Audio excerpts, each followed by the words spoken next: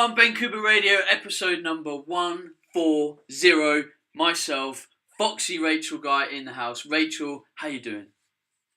Hello, Benny. I'm very well, thank you. I'm very busy this week, actually. I'm wrapping up before my trip overseas. I'm coming to Europe. I'm going to be spending 2 weeks I'm going to spend some time in Switzerland. Then I'm coming to Marbella for 2 weeks, and then I'm coming to London, baby. Just wrapping up, dotting the I's and crossing the T's here, and it's a fairly busy week. So Me too. I'll see you in Marbella. You will be seeing me in Marbella. It's going to be really good fun. It is, especially as we have the weekend together with no work to do. Whoa! This is how our weekend is going to go, right? So we're going to train in the morning. We're going to do an epic party pump. And then we're going to go find a beach club or beach bar or pool party. We're going to spend some time there on a non-paleo diet. And then I'm sure we'll find some clubs to go to in the evening. And that's pretty much how our weekend is going to go. Rachel, as long as I'm home by 10, it's fine. Ben, you're going to be in bed by 10. No, Rachel. Well, you obviously haven't been to a Marbella pool party. It's highly likely that you're going to be in bed by 10 o'clock. Do you know, that's one reason why I quite like drinking like in the afternoon, because then you can go to bed on time. As sad as it sounds, I love day drinking. Like, I just love it. Like, I would much prefer to go out in the day to a pool party or, for a long lunch and have, particularly when you're in Europe and you have magnums of rosé and, great food. Like, I love day drinking, and it's so good. I much prefer that to go out to stinky, I wouldn't say stinky clubs. Look, there are times and places where I do enjoy a good bar and a good club, but I do prefer a pool party, I will confess. Because then you can just have a load of water, have some food, pretty much sober up, and pretty much feel normal the next day. As long as you manage it right, which is good. Exactly. You don't feel too horrific the next day.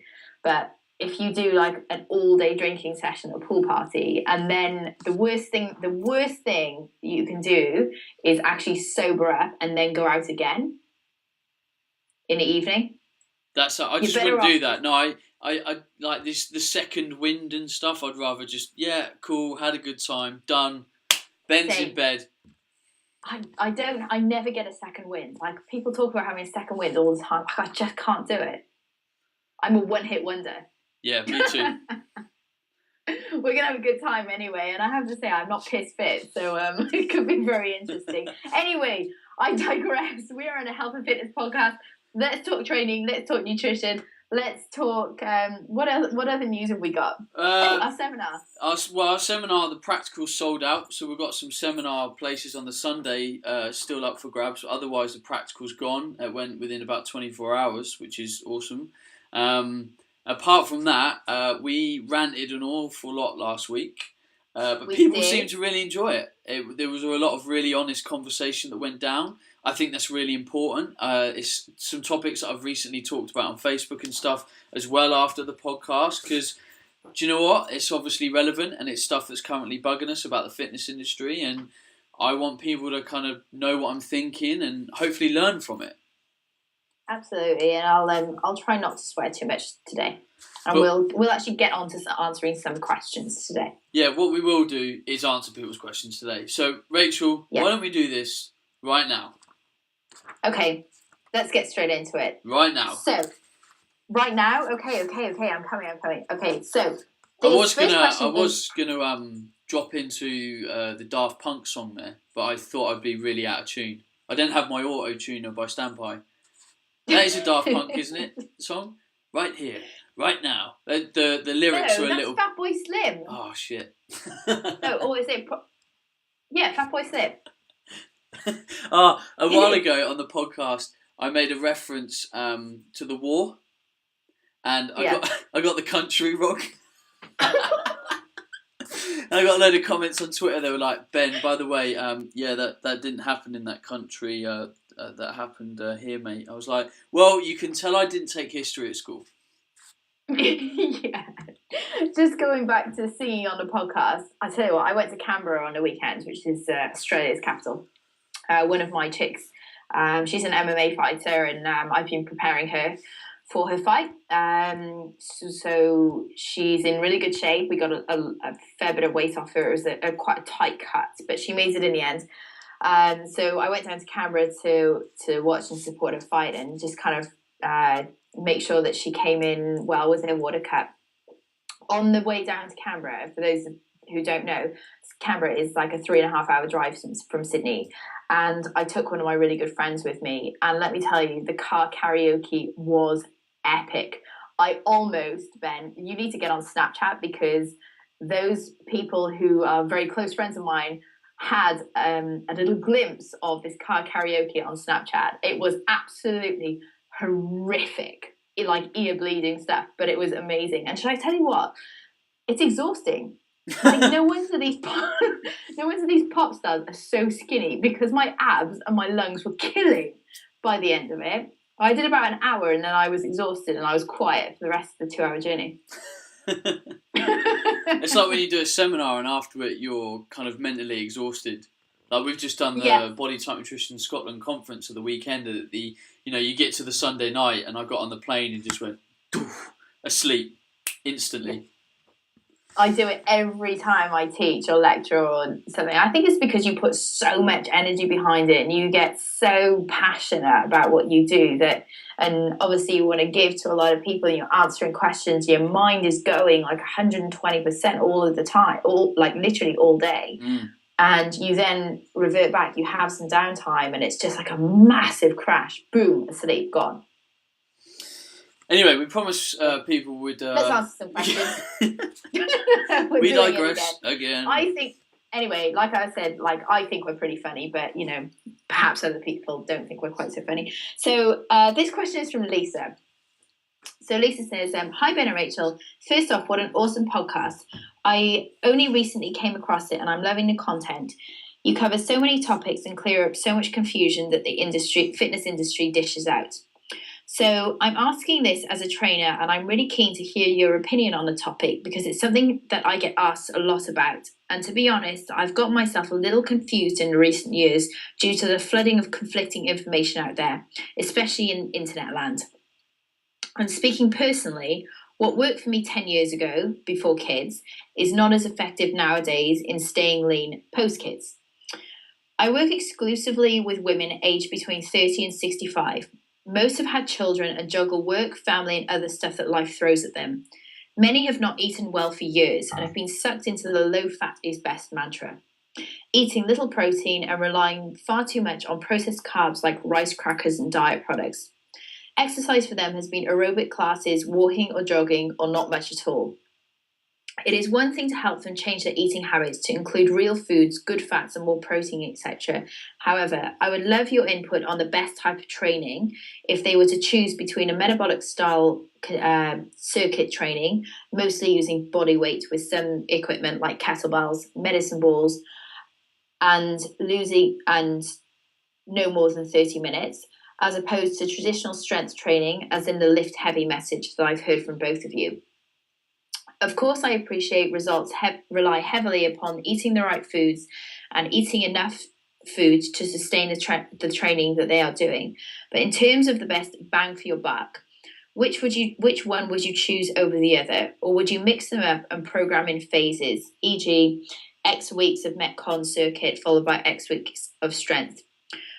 I would love to do a decent strength course here in Australia, and I did see that Rachel was part of one with the Clean Health Fitness Institute. I will keep my eye out for the next one. Your input would be greatly appreciated, as I really respect your expertise. I hope that in asking this, it will help other women who might be looking for some clarity as well, whether they are trainers or not.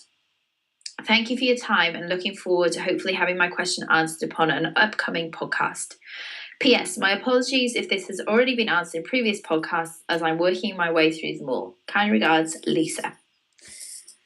Yeah, great question. See, the interesting thing about strength training is, us within the fitness industry, so me, Rachel, other PTs and stuff, when we look at strength training, we would often tend to think of 1 to 6 reps. So getting strong, lifting really heavy weight. And What's really important for, we'll call them general population. So these people you're training, you're just normal people, want to leave a happy and healthy life and be in good shape and be fairly strong. Now, strength training for them isn't 1 to 6 reps. It's No. probably anywhere between 1 to 20 to 25 reps, because that's still going to make their ligaments stronger, their bones stronger, their muscles stronger, and condition their body. So I think how we apply this strength principle is, again, always context. So if an athlete came into me, the strength component would strictly be probably 3 to 5 rep range, power development, and how they move and apply that power. A 40-year-old woman that carries the kids around and lifts shopping bags, strength training is just really how to handle more weight within their life, to strengthen areas of their body. So, you mentioned like a traditional strength program, lift heavy. I don't think a female of this nature needs to be doing 4 sets of 6 rep squats. It's probably just not appropriate. They need to condition themselves, get fit, and what sounds like these people will have a lack of time. So bang for your buck is probably doing a circuit 3 times a week for probably about 45 minutes. Probably wouldn't do it for much longer. Quick mobility based cardiovascular warm-up for them, 5 to 10 minutes, quite traditional, and then probably a selection of 6 to 8 exercises. Goblet squat, medicine ball slam, walk-in lunges, this kind of stuff, so that we hit all planes of movements and all muscles in the shortest time possible. In these types of people, stress management is really important. So doing a boot camp 4 or 5 times a week that's intense and very hit based is very stressful. And if they're trying to lose weight, if they're not really paying attention to their calories and macronutrients, they might get burnt out quite quickly, because if they don't really get their calories right, they're not going to get enough nutrition while training hard and staying in a half decent calorie deficit. I 100% agree. And actually, one thing that I've noticed that's worked really well, and I actually ran very similar, I call them Fox camps, and they were essentially small group training / boot camps, and that's exactly the type of thing that I did with them, with these ladies. And again, they were ladies between the ages of about 27 to 45, and we used to have small groups of exactly that: a goblet squat into a med ball slam, into a kettlebell deadlift, into a push-up, into, I use so many different exercises, but it would really be I'd use strength based exercises in addition to metcon stuff as well. Now, the beauty about that is that you can progress and you can regress each exercise. So even if I had complete beginners in the class, they may be doing, instead of a goblet squat, they may be doing a body weight squat to a box. And instead of a push-up, they may be doing a wall push-up. So it's very easy to modify, and it's very easy because often when you're training groups of women, you have a real variety in abilities and fitness levels. So when you run a program like that, it's really, really easy to be able to progress or regress the exercises. I think one thing that we need to consider as well, and I talked about this a lot at the Body Type Nutrition Scotland conference, because on the Saturday, I did Q&As with trainers on how to improve kind of like their business, how they operate, and to improve their knowledge. And it was very intimate Q&As. And one thing that came up a lot is PTs obviously increasing the amount of clients that they can handle, and increase their earning potential and earn a bit less, and basically have a smoother running system. And these kind of setups allow this to happen a lot more. Like if I had someone in the gym and they were lifting 6 reps or less, the technique that they use, the form, how we're doing things, I need to be paying really close attention. We're doing a high risk exercise compared to doing a goblet squat. So I can only really have 2 to 3 people under my watchful eye doing this type of training, maybe switching some plates around, swapping the weight and getting the other person in.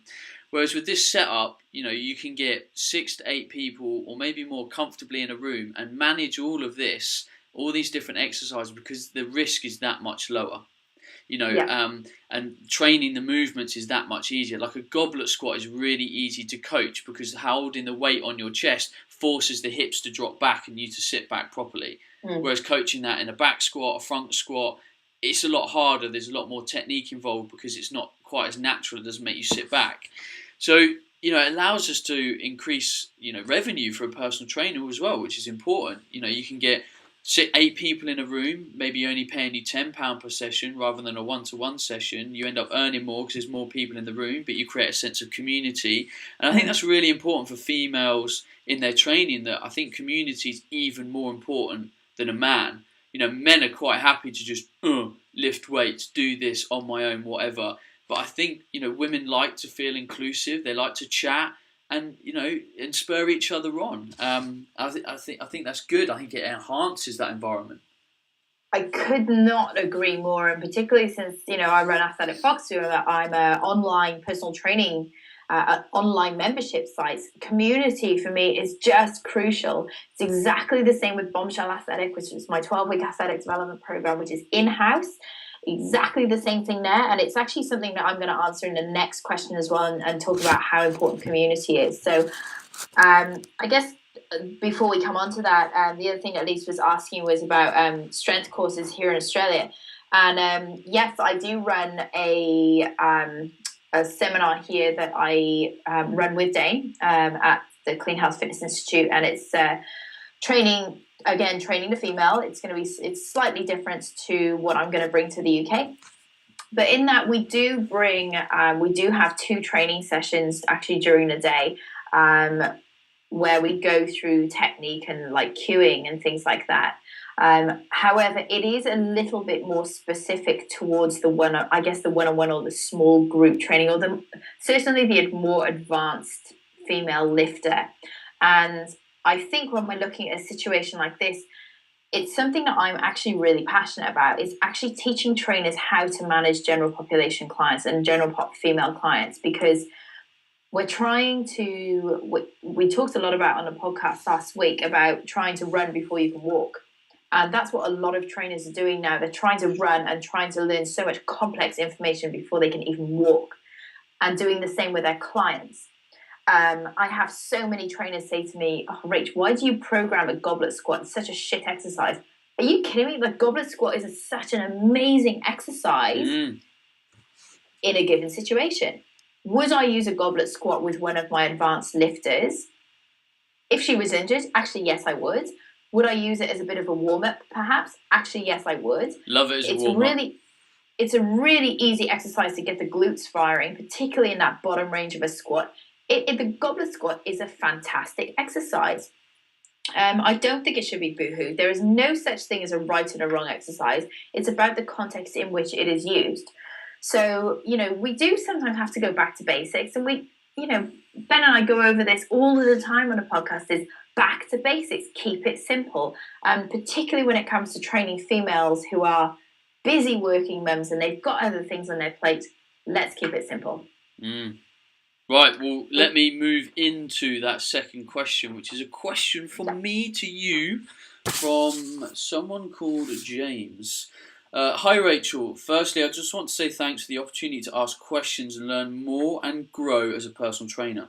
I appreciate all the info you put out and have lots of respect for you. Okay, my question is, how do you increase adherence to training and nutrition with clients? I've been working as a trainer for about 2 years now and have had some success with certain people, but not so much with others. Some clients just don't seem to follow the plan, and rather than blame them, I want to learn how to help them better and improve my coaching skills to do the best job I can and get my clients the best possible results. It's been doing my head in a bit, spending hours working out training programs and nutrition plans. I know that any plan is useless if the client doesn't follow through consistently, so I'm really interested to hear your thoughts on this and how you get such great results with your girls. Note, most of my clients are female, aged around 30 to 55 years old, wanting to lose weight of around 10 to 20 kilos, who are busy mums and work full time as well. Thanks in advance. Keep up the great work. James. Awesome. So this is it's very similar to the previous question we've just had, and I think the answers are going to be the same here.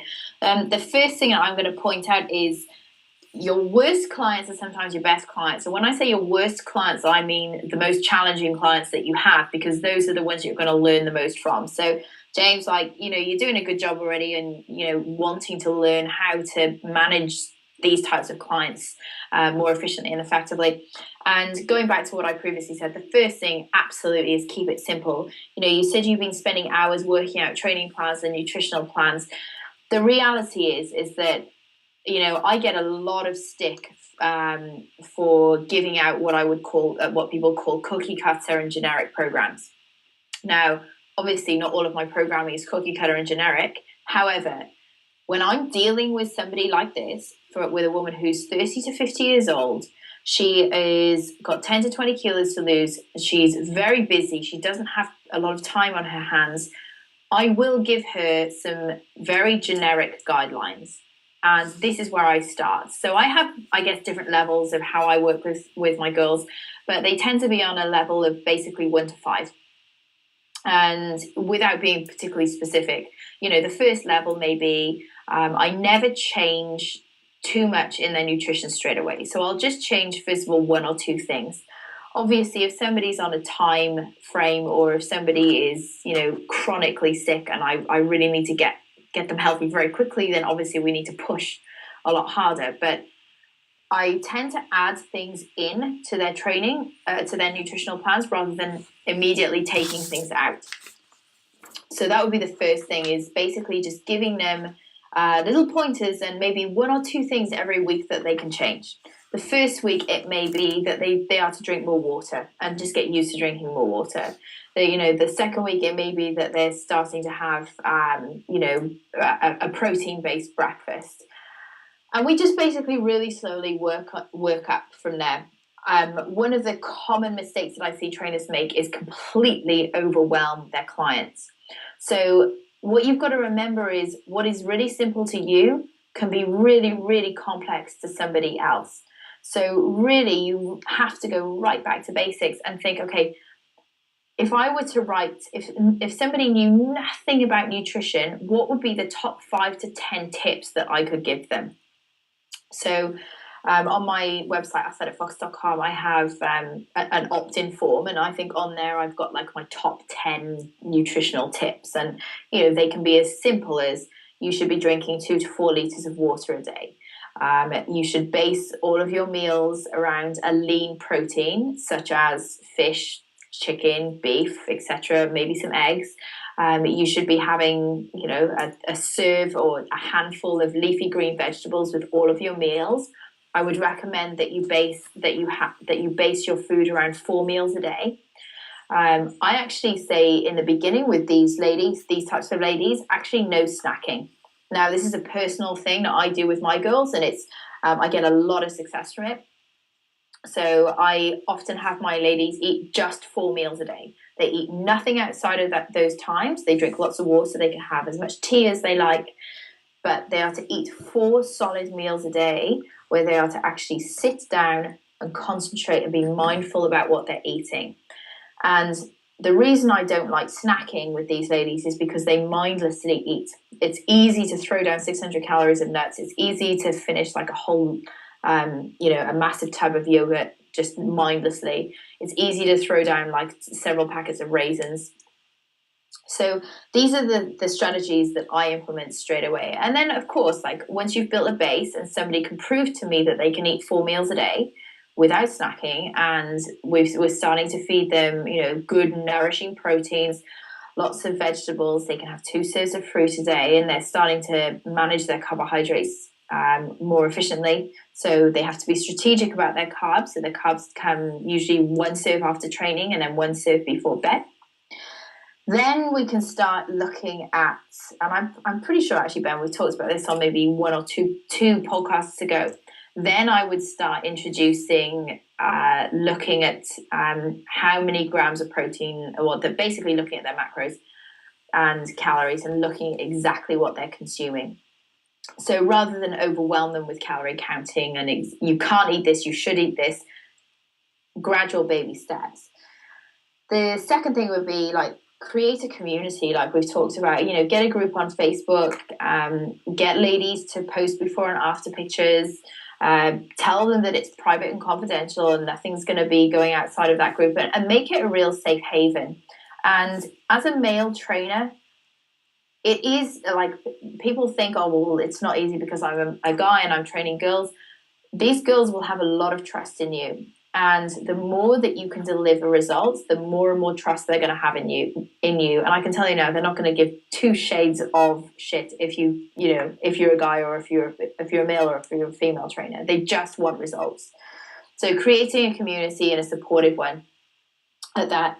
And I think that would probably be my top tips, without going into the psychology of female dieting, and really trying to find out what their painful point is, and the reason why, if we look at the psychology of dieting, most women are overweight because they are lacking the confidence to show themselves to the world.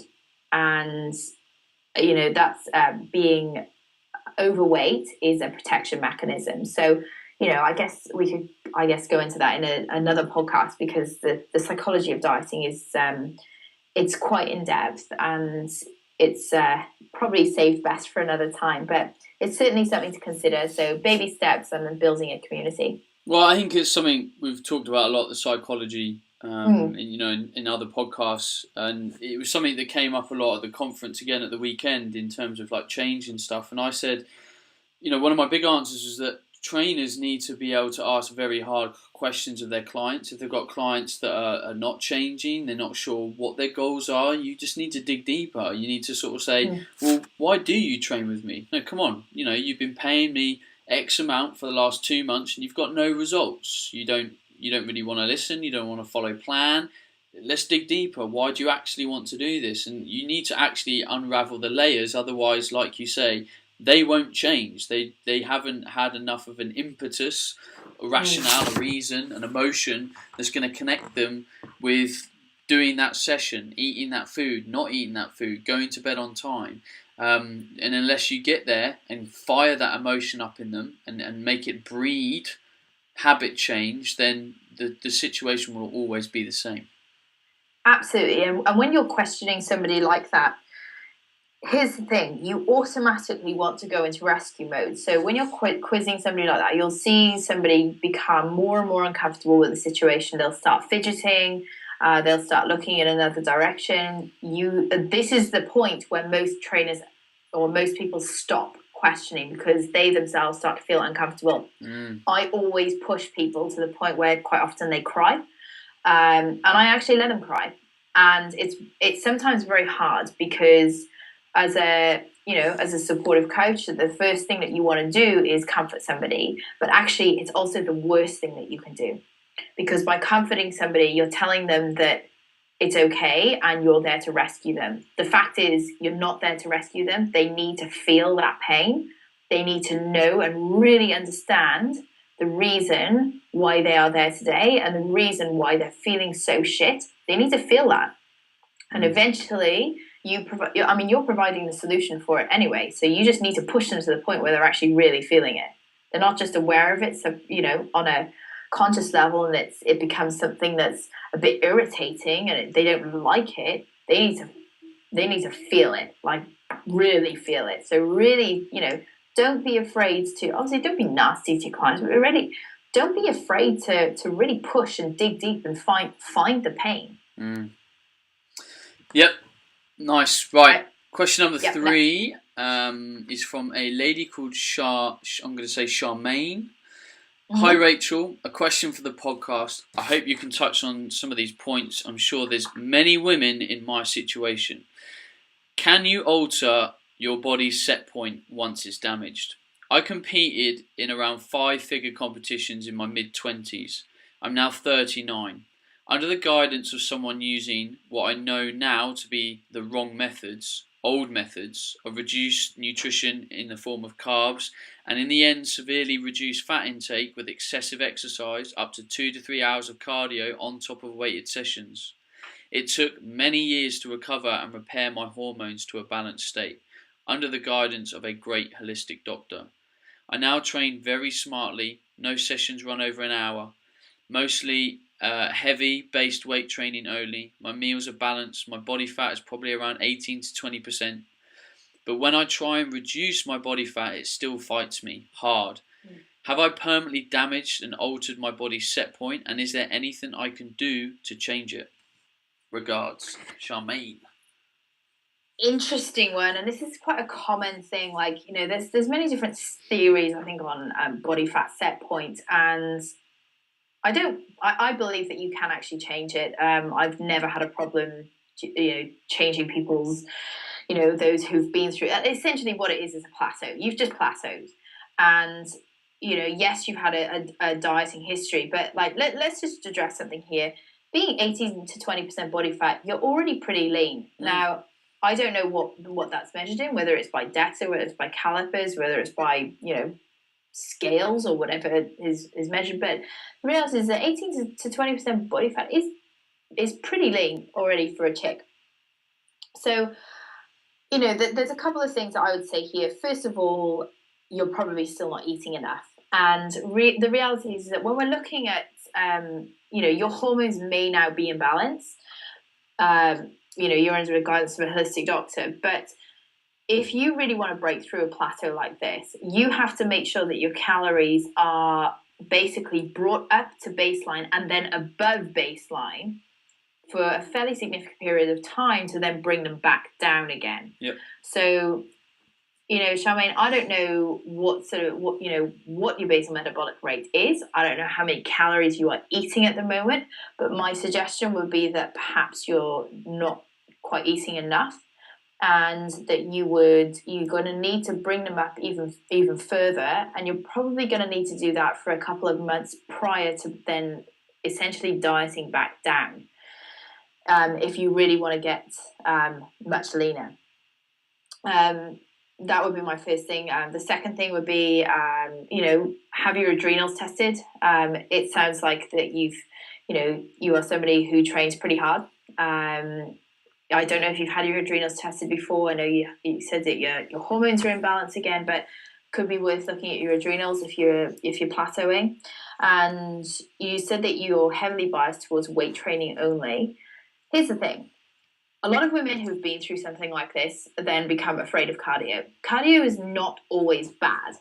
And it may be something that your body's actually just plateaued because you've been doing the same kind of training for too long. Now, you may not have been. So, I'm just going off the information that I have in front of me here. So my suggestion would be that if you've been lifting very heavy weights for a significant period of time, throw in some, metabolic circuit training, throw in some cardio. There's nothing wrong with going for if you enjoy it, going for a run here or there, or doing some other forms of cardio, going for a walk. It doesn't mean that you need to do 2 to 3 hours a day, but, you could certainly allocate, 3 weight training sessions and 2 to 3 cardio sessions a week, giving you perhaps a little bit more of a balanced training. That's pretty much all I've really got on that. I think that there are ways to manipulate it. We just need to be really quite specific when we're dealing with something like this. And, without knowing exactly what your current weight is, what your current basal metabolic rate is, and your calories, that's really all I've got. Yeah, I think when people have been used to being lean and, don't want to get any higher, you think your calories are high and you're maintaining your weight, but you're telling yourself that, oh, my calories are high, they are normal, but you've never really pushed them that much higher because there is a small internal fear in you that if you eat more, you will get fat. And this is one of the most common things that I talk about with people over and over again. I'm like, you need to eat more, and you can see the fear in their eyes. They don't say it, but you can just see the fear in their eyes that they don't want to put them up because they think they're going to get fat. And I feel your pain because having been obese myself, when I had to start eating more to gain weight, it took me a very long time to get my head around doing it mentally. Like, I spent years at university training my nuts off and not putting on enough weight because I didn't eat enough. Like, when I look back at it, it angers me because I trained really hard at university. Like I'd be the guy that go out on the piss on a Wednesday night, and I'd be in the gym at 9 a.m. in the morning before lectures, hungover, pushing myself, and I just was never eating enough, and it was ridiculous. And the thing is, if you do it the way me as a coach, Rachel as a coach, other coaches recommend, which is slowly. So a small female, for example, I'd probably recommend they put up their calories, 60 calories a week, maybe 80 tops. A bigger guy, like me, for example, I go up in 100 calorie jumps. If you do it slowly, the fat monster can't jump out of the closet and wrap you up. Like, you'll see it coming. You'll see yourself start to soften a little bit. Some of the lines in your definition will disappear, and then you'll go, oh, right, okay, I'm eating a bit too much. And then you just drop back 100, maybe 1 or 2 steps of the calories that you jumped up. And people need to find comfort in that. If you do it like a douche and throw your calories right up, bad things can happen. If you go slowly, you'll see it coming. The changes will be slow. The body will adapt. The metabolism will go up. I've put my calories up another 200 in the last 10 days, and I don't appear to have gained any more weight. Again, because I'm trying to gain weight in my off season, so I have to keep saying to myself, well, I'm not putting on body fat. Let's keep eating more. I need to see how far I can push it, because the chances are, if I don't, I'm leaving lean muscle tissue on the table, which I could have developed through eating more because I'm training hard. It's, I haven't even asked about Charmaine's sleep yet, but I've definitely found, I've been going through a period now for the past 6 weeks or so where I've been trying to boost my calories as well. I've been doing a series of various different shoots over the past year, and I've been constantly dieting down, and I got to the stage where I was like, right, I'm on pretty low. For me, I was on pretty low calories. I really need to work on this now. And look, even as a coach and as a trainer, and I do it with my girls all the time, I still have, every time that it comes to doing this, and I usually do it, I frequently do it sort of once every 6 months, and bring my calories back up, I still have that internal fear of, ooh, I'm not sure if I'm doing the right thing. I think it's more of a subconscious thing. I know I'm doing the right thing, and I actually sleep better, I feel better, my lifts go up. I feel more like a badass in the gym. I'm far more productive. And I think, what was I fearing in the first place? But maybe it's a female thing. I don't know. It's a girl thing. You don't get it, Ben. It's a girl thing. I think men get it as well. It's just, I'd say it's just not as common. But, people that are, have had a past of, issues, and they're conscious of it and stuff, like I was at particular points, sure. It's totally rational. But that's why we're trying to educate people. If we educate people, they become knowledgeable, they know how to do things appropriately and slowly, and that should give you comfort, because these theories are correct. We do this all the time with clients. These are correct methods, and they work. I think one of the things you just went back to, this is a little bit off topic from this question, but you were saying how hard you were training at university, and you almost left all that beautiful muscle tissue on the table because you weren't eating enough. One of the common things that I see, and it is just, guys don't understand. I mean, the girls as well, but let's just talk in the context of guys. Boys, if you are trying to put on muscle, you have to eat like a horse. And I'm not talking junk food, good food, but it is a lot of it.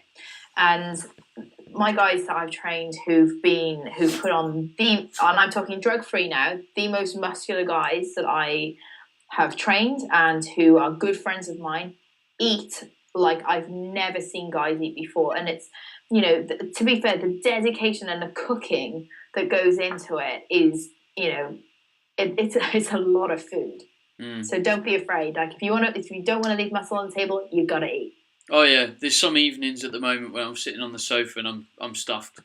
Yeah, really stuffed. It's a nice feeling. All right, let's get on to this last question. So, I'm not quite sure how to pronounce this chap's name, but we'll go say with Rakesh.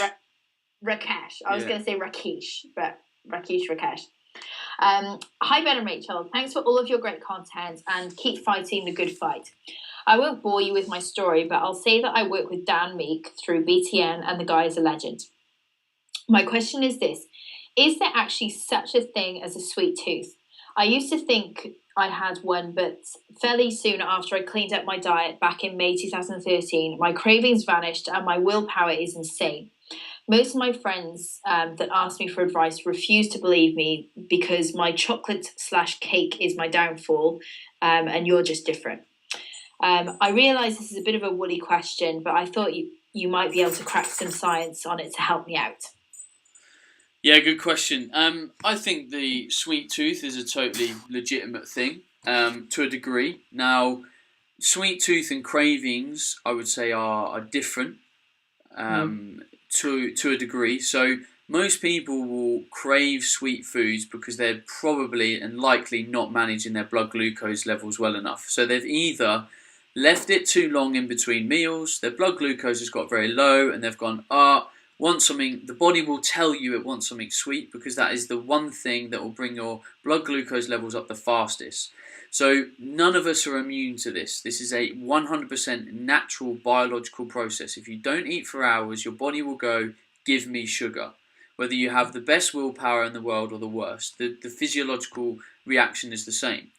So meal frequency is important, and I would say it's more important in females. I think females have to eat slightly more often than men. I think, in my experience, they're more susceptible to blood glucose lows, and they just don't seem to react as well to it. Men seem to handle it a bit better, regardless of the fact that we all get hanger.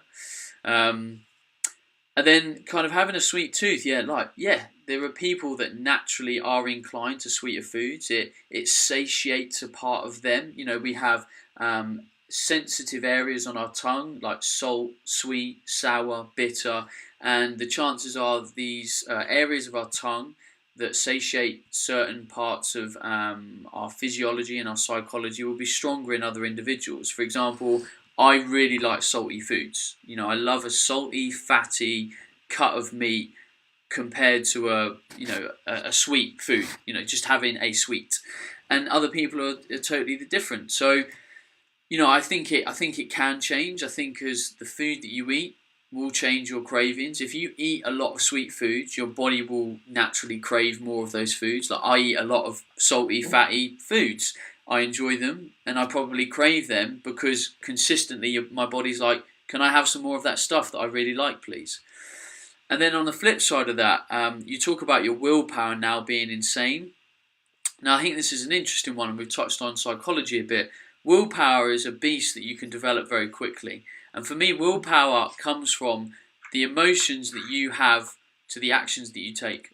So I will sit in a restaurant, and my willpower to have a food that I need rather than the food that I want is my emotional connection to say, if I have that food, it's going to force me to maybe eat too much, have too much sugar, make me feel lousy the next day. And my overriding emotion is, I do not want that food because I do not want those reactions. I like my body, I like the feel of my abs, I like to feel and look good. And if I have that food, that's going to take me further away from my optimal body composition rather than closer to it.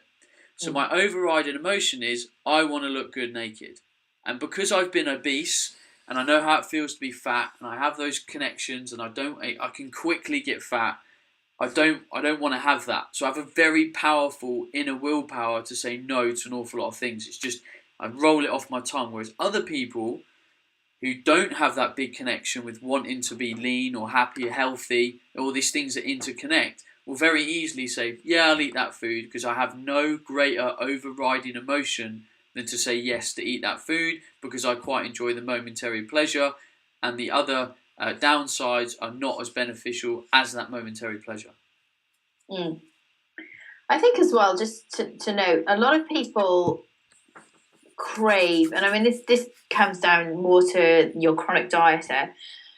Some people crave sugars because their blood sugars are so low due to lack of calories. That's the flip side of it. Mm-hmm. So I often get emails, you know, in my memberships like the Athletic Fox Blueprint, and one of my recipes, there's a salad dressing in there, and there's a tablespoon of brown sugar to be added into this salad dressing.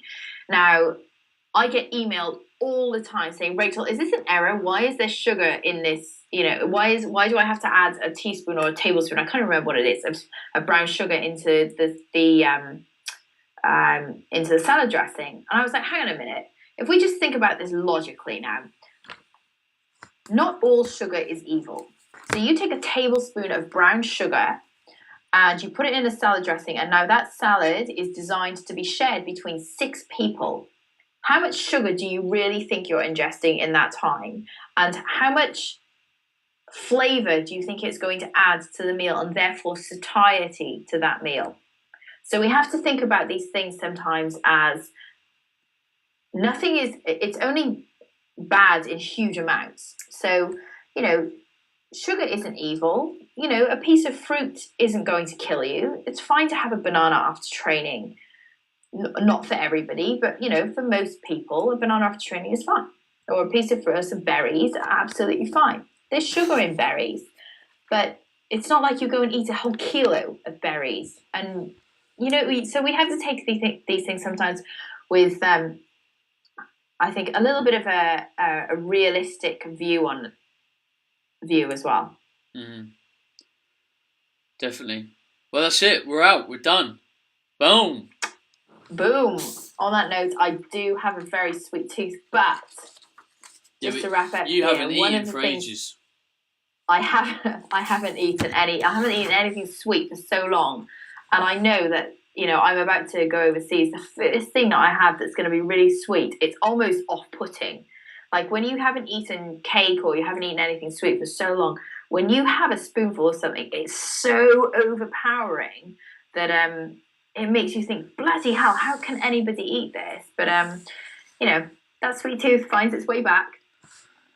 Yeah, I had something sweet at the weekend actually. It was nice. My girlfriend she got loads of egg whites and she beated them to like make meringue. And then she put a sachet of coconut cream in it, whisked it up again, and then just baked that in the oven. So it was almost like a soft meringue. And then she covered it in dark chocolate and then desiccated coconut on top. So it didn't have any sugar in it. We put some like vanilla sweetener in it, and that was it. That was it. Lizzie sounds amazing. And they were really nice. We had it as a picnic. We went rowing down the river, and we took a picnic, and we had those. That was really nice. But I like that because it's a little bit of sweet from the chocolate, but it's a lot more nourishing rather than just out and out sweetness. Absolutely. Well, that's a wrap. That's all, folks. You sound like Bugs Bunny. That was the intention. I'm glad you picked up on it. It means I'm funnier than I think I am. Right. Who's next on the podcast? I think it's Mike Matthews. We did that interview very recently, and it's up and coming. I hope you enjoyed the podcast last week with Luke Taberski, which was very interesting, a very different change of pace. As Rachel has mentioned a couple of times throughout the show, if you would like to check out Rachel's work, please go to the athleticfox.com. If you'd like to see my work, go to bencoomber.com or bodytypenutrition.co.uk. If you enjoyed the show, please share it around. I know I ask all the time, but it's because I want this show to grow. I want more people to feel and hear and know this very valuable information. So please share it on Facebook, Twitter, leave us a review on iTunes. It helps us out. Rachel, I'll see you in a couple of weeks. I'll see you very soon. Is it next week? Yeah, it's like a week on Friday. What's the date today? Wow, it's a week Friday. Yeah. Awesome. We can be really funny together in person.